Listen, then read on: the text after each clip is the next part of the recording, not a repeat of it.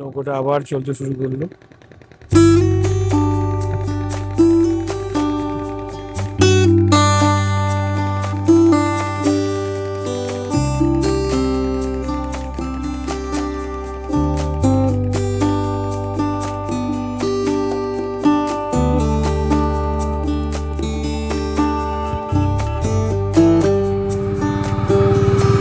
আজকে আবার একটা বাইক রাইডে বেরিয়ে পড়েছি মদনপুর এক্সপ্লোর করতে। আমরা এখন মদনপুরের ওপর দিয়ে যাচ্ছি, সামনেই আসছে কালীগঞ্জ বাজার। আজকে আমরা কালীগঞ্জ বাজার হয়ে মদনপুর এক্সপ্লোরের মধ্যে আমরা যাব আজকে সান্যাল চরে। তো একটু ঘুরে আসি। আবহাওয়াটা মোটামুটি মনোরম রয়েছে, মেঘলা রয়েছে আবহাওয়া, হালকা পাতলা হাওয়াও দিচ্ছে। তো ভাবলাম একটু ঘুরে আসি, আপনাদের সঙ্গেও শেয়ার করে নিই জায়গাটা। মদনপুর এলাকায় খুব নাম আছে সান্যাল চরের, অনেকেই যায় শীতকালে সেখানে পিকনিক করতে। বেসিক্যালি জায়গাটা গঙ্গার তীরে, তো আশা করি ভালো লাগবে। তো চলুন, আমরা এখন কালীগঞ্জ বাজার পেরোচ্ছি, কালীগঞ্জ বাজারের মধ্যে দিয়ে যাচ্ছি। আমাদের একটু যেতে হবে, তো গ্রামের মধ্যে ঢুকবো। জায়গাটা খুব সুন্দর, আপনাদেরকে দেখাবো। তো চলুন দেখে আসি জায়গাটা কীরকম। আর অবশ্যই যদি ভিডিওটা ভালো লাগে তাহলে চ্যানেলটা অবশ্যই লাইক শেয়ার করে দেবেন আপনাদের বন্ধুদের সাথে, আত্মীয় পরিজনের সাথে সবাইকে দেখার সুযোগ করে দেবেন। আর অবশ্যই সাবস্ক্রাইব করে নেবেন। এই যে গেটটা রয়েছে নেহেরু যুব কম্পিউটার, এই গেটটা দিয়ে আমরা ঢুকে যাবো ভেতর দিয়ে। এই রাস্তাটা দিয়ে আমরা যাবো সান্যাল চরের দিকে। তো চলুন দেখিয়ে আসি।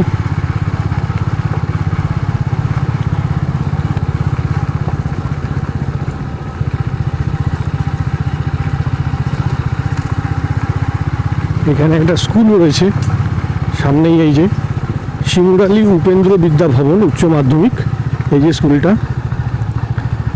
এই স্কুলের সামনেই রয়েছে মাঠ, মাঠে আজকে বাচ্চারা খেলাধুলো করছে।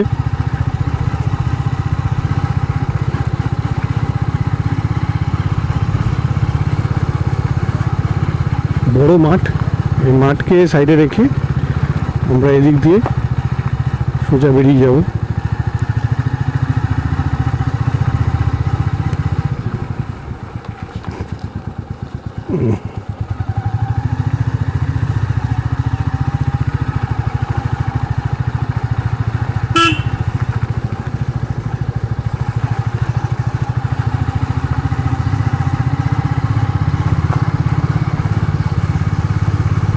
এইবারে কোন রাস্তাটা ভুলে গেছি, বলো তো?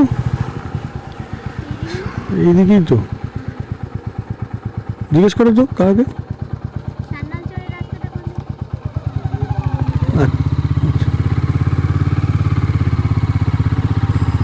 তো জিজ্ঞেস করাতে বললো সামনে গিয়েই বাঁ হাতে, এই যে বাঁ হাতের রাস্তাটা, এই বাঁ হাতের এই ঢাল রাস্তাটা দিয়ে নেমে যাব।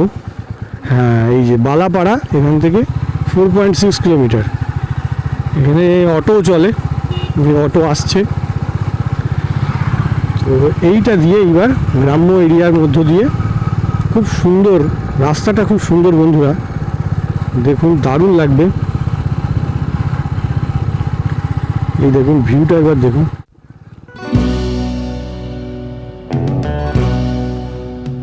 বন্ধুরা, আমরা আজকে যাচ্ছি সান্যাল চরের উদ্দেশ্যে।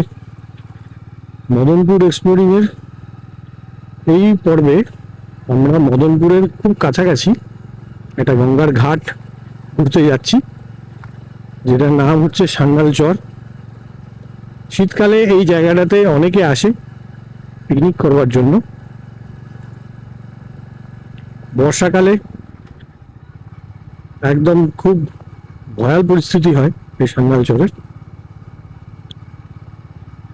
এখন গিয়ে দেখি কেমন রয়েছে সেই সান্যাল চরের চরটা। অ্যাকচুয়ালি একটা ঘাট, সেই ঘাটটা নৌকাও চলাচল করে। এই যে টোটো করে অনেকে যাচ্ছে, অটো করে অনেকে যাচ্ছে। যারা ওখান দিয়ে গিয়ে ঘাট পার হবে।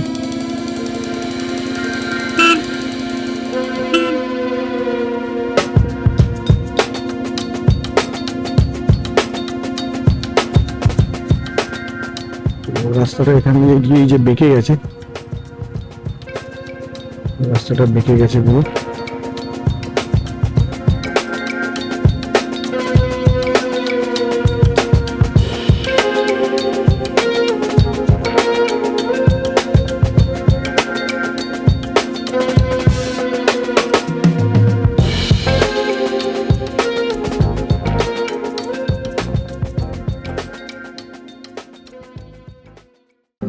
দারুণ লাগছে, সুন্দর জায়গা।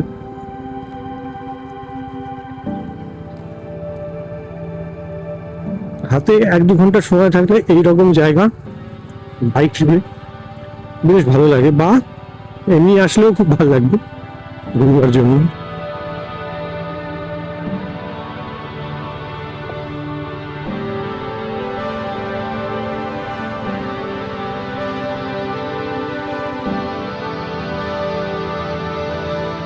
এসে গেলাম আমরা ঘাটের কাছে। এইটা সান্যালচর অটল বিহারী স্কুল। এই জায়গাটার নাম সান্যালচর। দেখতেই পাচ্ছেন পুরো এলাকাটা কিন্তু পুরো গ্রাম্য এলাকা, বুঝতে পারেন একদম অনুন্নত এলাকা। সামনেই দেখতে পাচ্ছি গঙ্গা, এখানে আমরা বাইকটা রাখবো, বাইকটা রেখে একটুখানি ঘুরে নেবো। এখানে আমরা বাইকটাকে একটু রেখে দিলাম।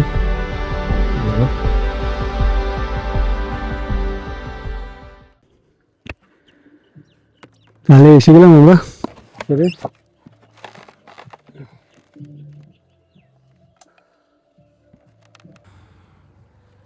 তো এসে গেলাম সান্যালচরে। এই রাস্তাগুলো, এইখানকার বাড়িঘর দরগুলো পুরো ফাঁকা করে দেওয়া হয়েছে নদীর ভাঙনের কারণে। তো আপনাদেরকে দেখাচ্ছি নদীটা ভেঙে ভেঙে কত দূর এসেছে।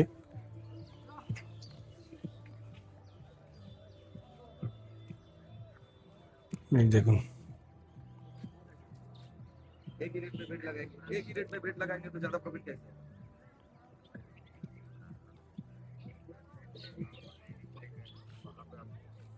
নদী ভেঙে কত দূর চলে এসেছে দেখেছেন।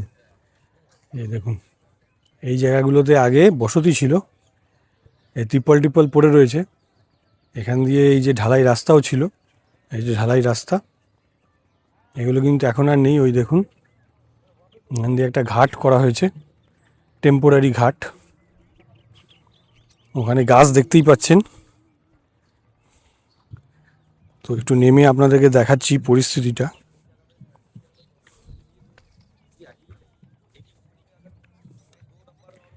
এই দেখুন পরিস্থিতিটা, এখানে সবাই মাছ ধরছে।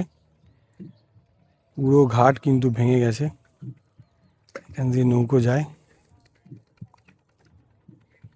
সবাই মাছ ধরছে। এখানে সামনে গাছ পড়ে রয়েছে, পুরো ভেঙে গেছে, এখানে নৌকো নিয়ে মাছ ধরছে। ওখানে দেখুন একটা গাছের খুঁটি রয়েছে, দেখা যাচ্ছে, মানে অত দূর পর্যন্ত পুরো চড়া ছিল। এই দেখুন এখানে মাটিগুলো দেখুন পুরো ভেঙে রয়েছে, একদম একদম ভেঙে গেছে। আমার স্ত্রী ওপরে দাঁড়িয়ে রয়েছে, পুরো ভাঙা একদম। এই দেখুন কিভাবে ফাটল ধরেছে। সান্যালচরের অবস্থা এখন খুব খারাপ এখানে। এই দেখুন এখানে পোল রয়েছে, এইখানে কিন্তু অস্থায়ী ঘর দোর এখানে করেছিল সবাই।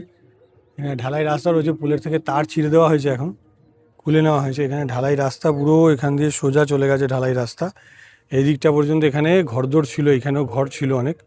এই ঘরগুলো কিন্তু সব উঠিয়ে নেওয়া হয়েছে, এখান থেকে বসতি পুরো চলে গেছে, কেননা নদী ভাঙতে ভাঙতে এত দূর চলে এসেছে।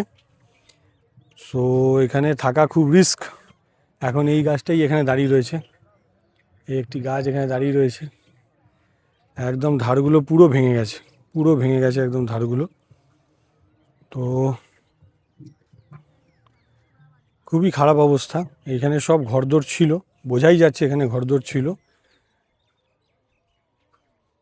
এই দেখুন দূরে এখানে কিন্তু বসতি দেখা যাচ্ছে, এখানে কিন্তু ওই পাশটায় বসতি এখনো রয়েছে, এখানে বসতি ছিল। এখানে একটা তুলসী মঞ্চও রয়েছে, এই দেখুন ঘরের ভিত।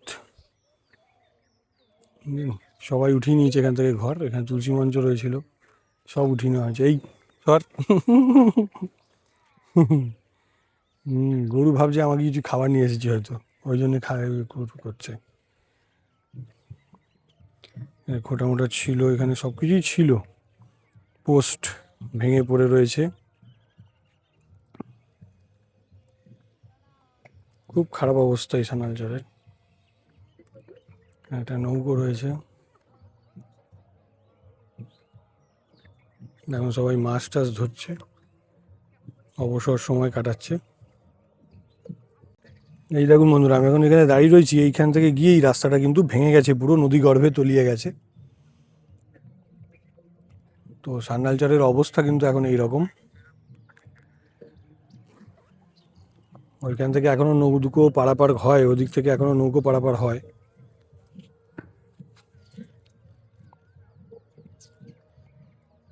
এক কথায় বলতে গেলে খুবই খারাপ অবস্থা এই সান্যালচরের।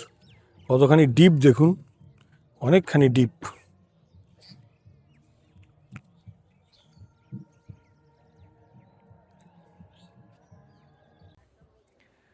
তাহলে বন্ধুরা দেখলেন এখানে সান্যালচর, খুব ভাঙন পরিস্থিতি, এখানে সব নদী পুরো ভেঙে দিচ্ছে পাড়গুলোকে। তো এখানে দাঁড়িয়ে দাঁড়িয়ে আমরা কিছুক্ষণ উপভোগ করলাম দৃশ্যটা। এবার ফেরার পালা, এবার আমাদেরকে ফিরতে হবে। তো চলুন এবারে বাড়ির পথে যাওয়া যাক।